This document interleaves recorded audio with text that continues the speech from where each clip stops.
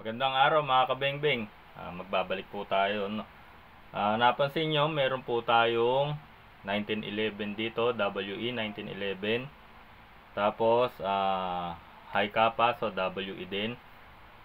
Ngayon, tetestingin natin sila kung pwede ba slide ng high kappa dito kay 1911 standard.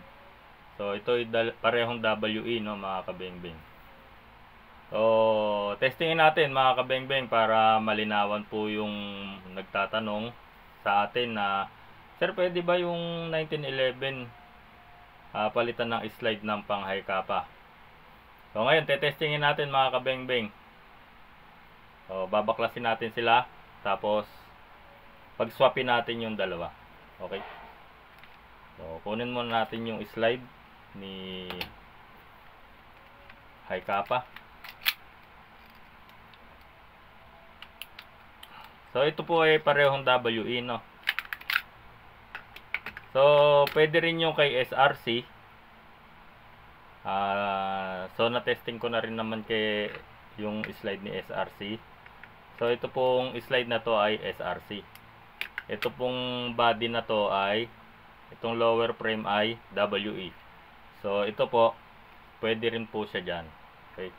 So ngayon, testingin naman natin itong high kappa slide dito kay 1911. So tanggalin na natin yung slide ni 1911.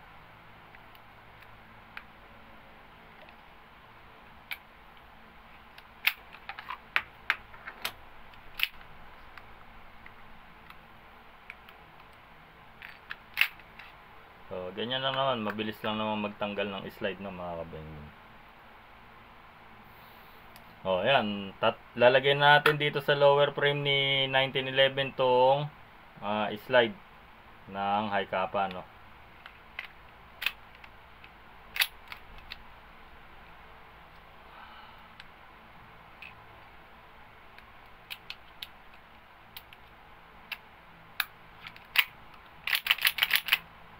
So, ayan mga kabengbeng.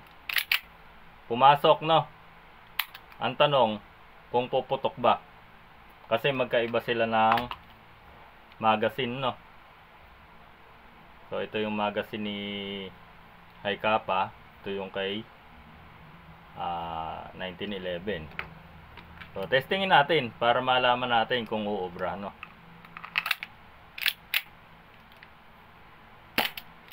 So, pwede mga kabengbeng. Pumuputok po siya. So, possible pwede rin naman tong pumutok ng may bala. So, kukuha po yan. So, ito po ay pwede nyong gamitan ng slide ng pang high kappa. Dapat WE, SRC, AW, yan pwede. Dito sa lower frame ni WE 1911. So, ang hindi uubrang lower frame yung kay D-Bell. So, magkaiba po yung size nun. So, ayan mga kabengbeng, sana nalinawan kayo. So, ito ilalagay natin sa sa slide ni high kappa.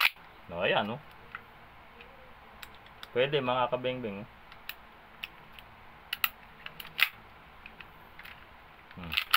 So, ayan. Ayos. Pwede siya mga kabengbeng. Oh, puputok, oh. Diba? So, pwede yan mga kabengbeng. Kasi yung rail nila pareho lang. So, ayan mga kabengbeng, pumuputok sila pareho. So, sana nalinawan kayo dito sa ating experiment na kung pwede ba si 1911 na slide yung kay high kappa. Tapos itong si 1911 lalagay kay high kappa. Basta WE, AW, SRC, pwede po mga kabengbeng. So, yun lang mga kabengbeng. Sana may natutunan po uli kayo kahit sa simpleng bagay lang na to. Maraming salamat po. Mabuhay po tayong lahat.